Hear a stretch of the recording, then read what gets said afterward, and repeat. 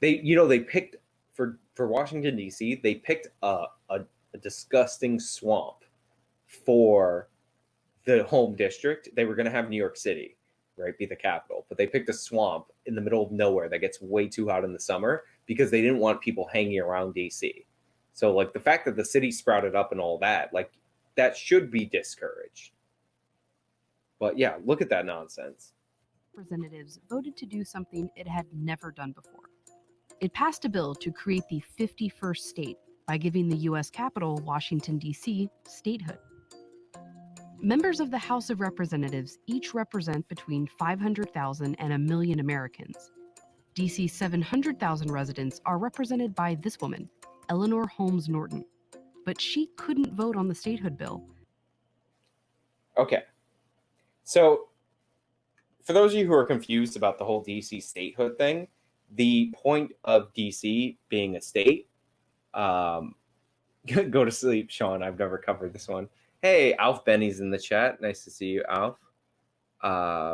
That's great. Like, I'm glad to see you. Okay, so like the point of DC statehood is to give the point of DC statehood is to get the Democrats 2 more senators. Like that's it. Like Washington DC is specifically carved out in the Constitution to not be a state. It's a federal territory. And the idea that the city is so populated, therefore it should be a state, is ridiculous. Like DC actually used to be geographically bigger than it is, but Virginia demanded the land that they gave up to the federal district back, and it was granted to them back. So this is the Maryland side of DC. Hey, Chris. So DC should not be a state because it's literally constitutionally designed to not be a state. Like it's the wrong thing for it to be. Like it's a federal district. That's what it is meant to be. Like we already did an amendment to give them presidential votes, and that constitutional amendment also grants them a specific number of electoral votes. So even if you granted DC as a state, you would have to still keep an area as the District of Columbia, right?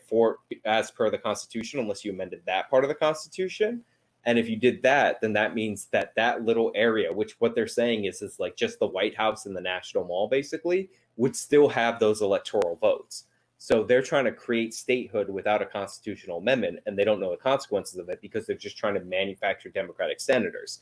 If these people want representation in the House and they want representation in the Senate, then just cede the people's residency over to Maryland, right? Because Virginia already took back their people, so let Maryland take back their people, right? But they don't want to do that because they're trying to cheat. Like they always make fun of they always say that the Republicans cheat in all these elections and that, oh, if it weren't for those evil Republicans, like both parties do what they have to do strategically to win more elections. They're trying, like the title is The Fight for America's 51st State Explained. This title is how the Democrats can get 2 more senators in the Senate. Like that's what they're trying to do, is break the Senate. And again, you can't make DC a state by simple passing of a bill in the House and then in the Senate. Because she's different from other members. She can speak on the floor and introduce bills, but she can't actually vote. Americans in territories like Puerto Rico and Guam are also represented in Congress by delegates who can't vote. But Americans in these places don't pay federal taxes to the U.S. government. DC residents do. In fact, in DC, the average person pays more in federal taxes than in any state. That's because all the lobbyists live in DC. So the income in DC is more than any other state, because like the richest zip codes in the country are in DC, and it's so small. So you have a concentrated area of wealth of people leeching off the government, paying a lot of money in taxes. Like that's what's going on. Like you shouldn't be surprised by that. So basically what they're saying is rich lobbyists need representation in Congress. We need more lobbyists need their own 2 senators. Like, yeah, this is a trick to game the Senate. And it's totally flies in the face of the purpose of the District of Columbia. Like, total nonsense. And they're not happy about it. It's why DC's license plates say taxation without representation. Again, the minute you want to roll your population's residency into Maryland, I totally support that. Like, go ahead. Nobody's stopping you. Like, get the Congress to pass a law like that. Again, this is a way to cheat and get 2 senators. That is the goal. Like, President Trump has promised to block Washington, D.C. from becoming a state, so that House vote was mostly symbolic. But Washington, D.C.'s residents are clear on what they want. So will D.C. ever actually become a state?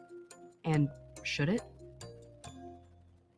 oh yeah, and they want to name it the Douglas Commonwealth so it can be DC still. It's the District of Columbia. It's Washington, named for George Washington.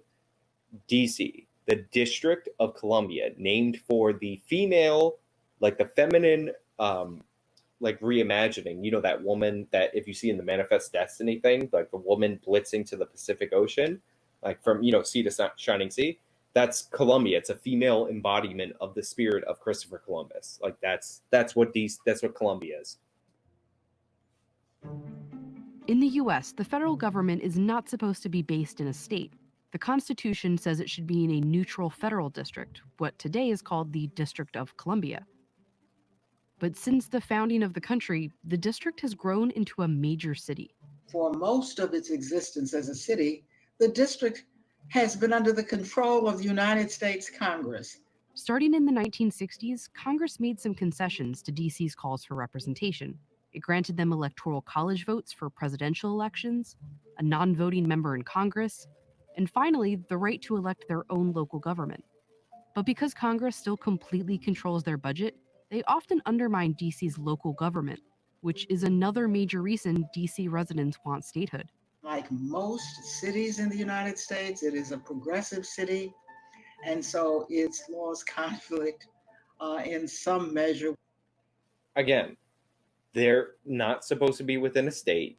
If you were to pass this resolution like the way that they want it, then they would carve out around the White House and the National Mall, essentially making our nation's capital like 4 blocks that are totally dependent on the state of Douglas Commonwealth for water, electricity, et cetera, et cetera. You remove any point of this.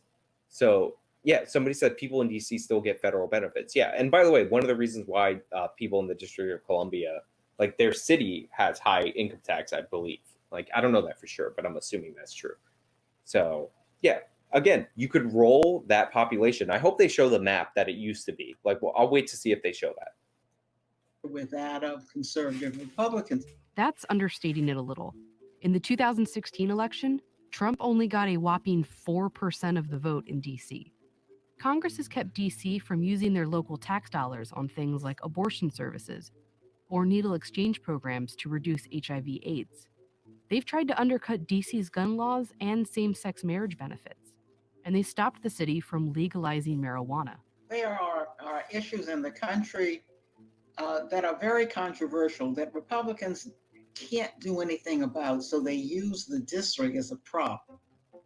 Holmes Norton's plan would turn most of the District of Columbia into a new state called the Douglas Commonwealth. There would still be a federal district around the actual. Think about that right there.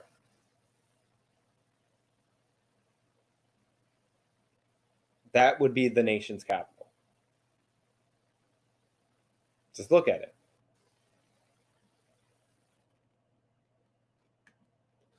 The federal district carve out in the Constitution is so that the federal government will not be beholden to any state government. So they won't what you call it. They won't have to essentially make concessions to a state government.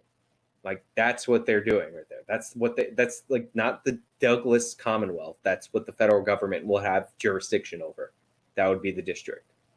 Like they picked for Washington D.C. They picked a disgusting swamp for the home district. They were going to have New York City, right, be the capital, but they picked a swamp in the middle of nowhere that gets way too hot in the summer because they didn't want people hanging around DC. So like the fact that the city sprouted up and all that, like that should be discouraged. But yeah, look at that nonsense.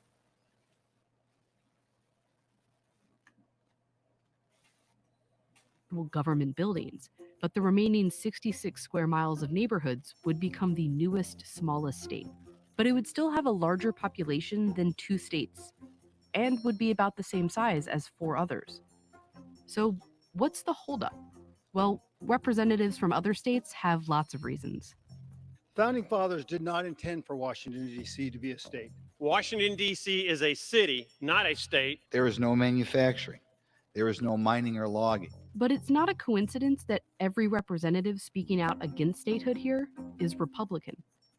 Statehood would give DC, and most likely the Democratic Party, 1 more vote in the House of Representatives, and 2 more votes in the Senate, which means the actual obstacle to statehood is politics. Yeah, also the Constitution.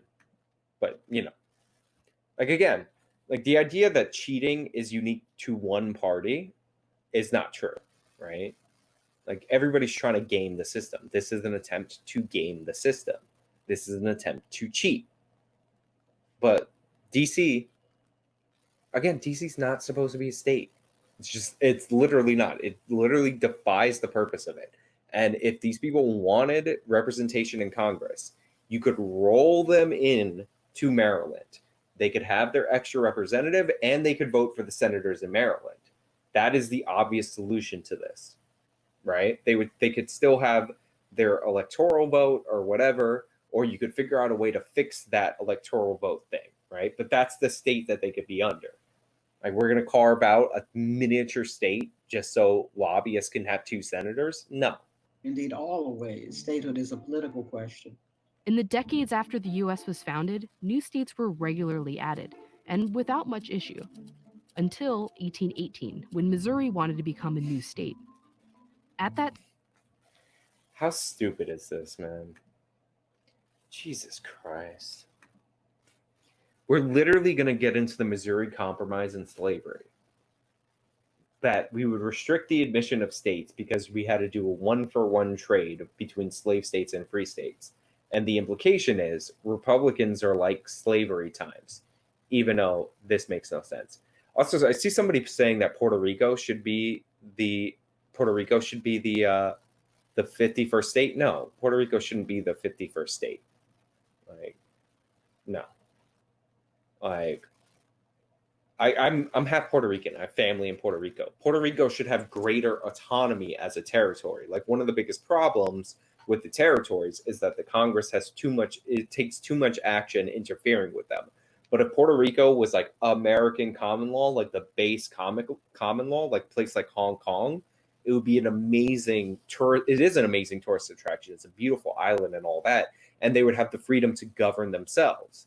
Like right now, we add rules and subtract rules from all of the territories that just don't make any sense.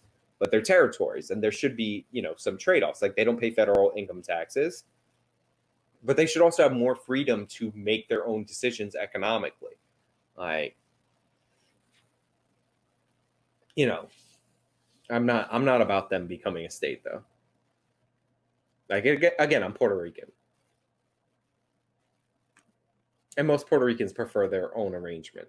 And again, that's another trick to get the Democrats 2 more senators. But at least that one's a little bit more legitimate because it's a U.S. territory that you would be making into a state. You're not carving a state in defiance of the Constitution.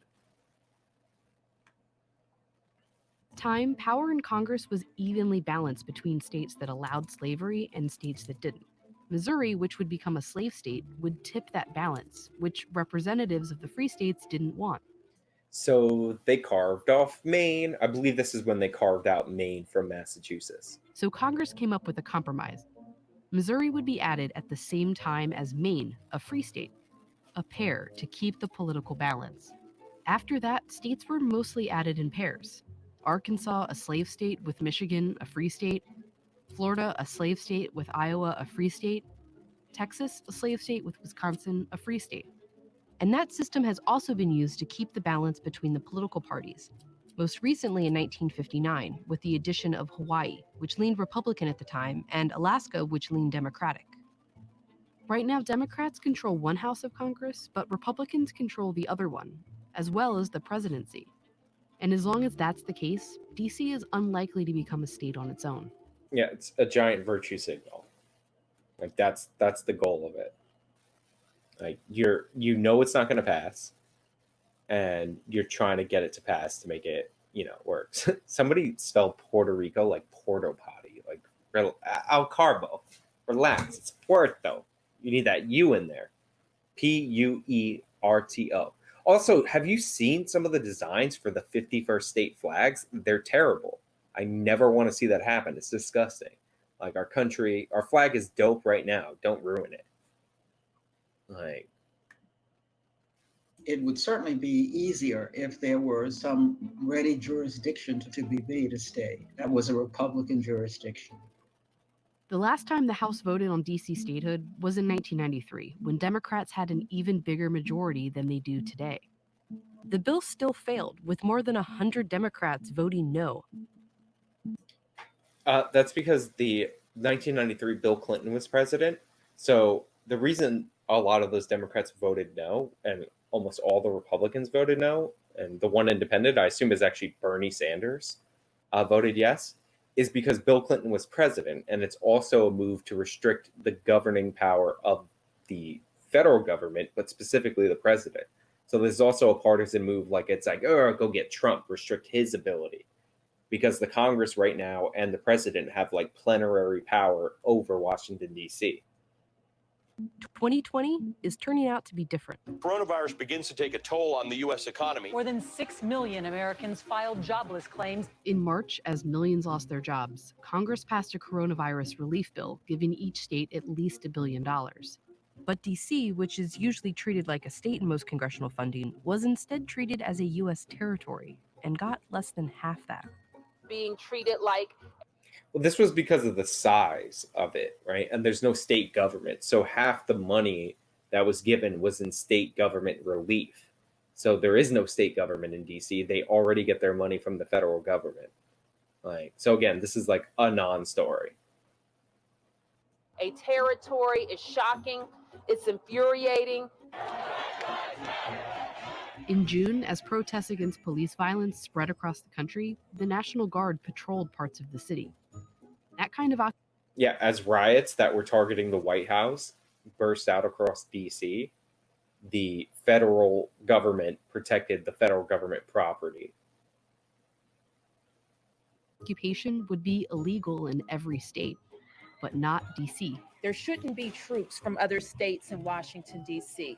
The last several days demonstrate that our fight for statehood is also about our right to autonomy. It's time for statehood. DC is quite literally autonomous from every other state. That's the point of it, again. To come to Washington, D.C. We've seen in very painful and frankly violent terms what the lack of statehood can bring to the residents of the District of Columbia. By the way, Susan Rice, that's the guy Andrew picks as Joe Biden's VP pick. Right now, the people in charge of the federal government oppose DC statehood, but it only takes one election to change that. Nope. So here's the thing, right? Let's say you trim down Washington, D.C., right, without a constitutional amendment, and you turn it into a state. The electors actually apply to Washington, D.C., and you can't get rid of that with a bill, right? Now, you remember that map.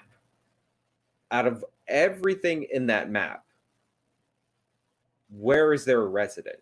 In the Congress, the Supreme Court building, the National Mall, and the White House. The White House, right? So, absent a constitutional amendment to strip electors from the federal district, which is mandated by the Constitution, and the Constitution was amended to give them electors, that federal district will have those electors, meaning that whoever's in the White House also for presidential elections has an electoral college vote, like split among them and whatever adults live in their family. So basically the president and the president's wife theoretically can vote in the presidential election as residents of DC and have and basically it takes 2 or 3 people, depending on how many adults are in there, to determine an elector. This is why you have to amend the Constitution to change the status of DC.